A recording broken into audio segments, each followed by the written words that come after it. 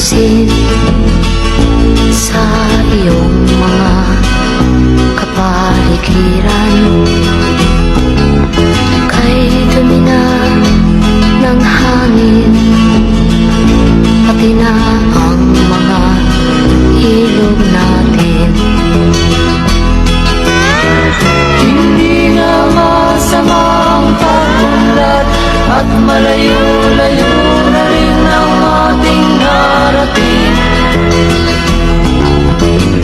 Ngunit masdan mo ang tubig sa dagat, dati kulay asul, ngayon'y naging itim.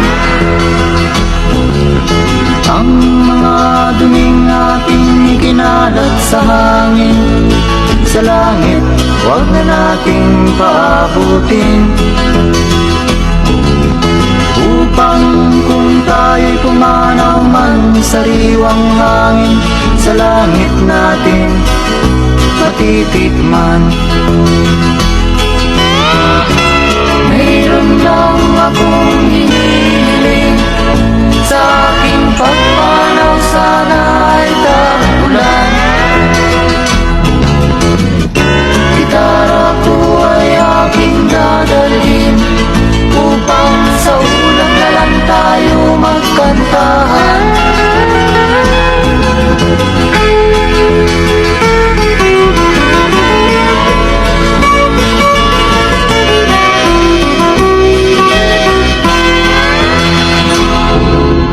Ang mga batang ngayon lang isinilang, may hangin pa kayang matitikman?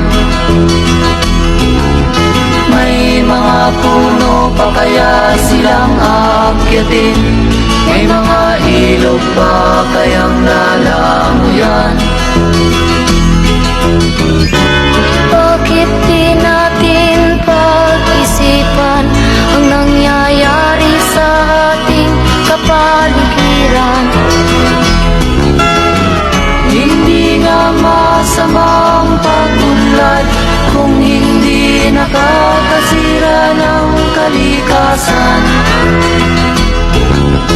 Darating ang panahon, mga ibong dala ay wala nang madadapuan.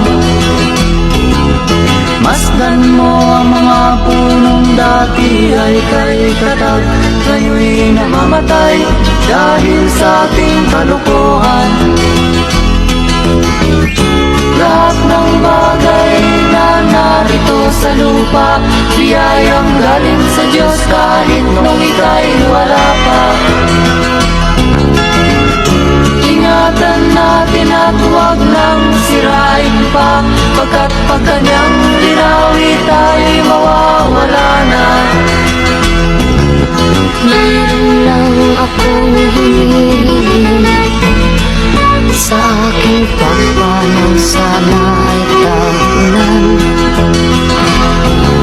Gitara ko ay aking dadalhin, upang sa ulan na lang tayo magkantahan.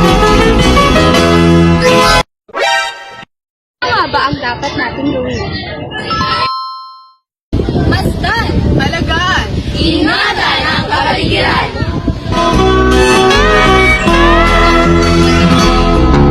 Wala ka bang napapansin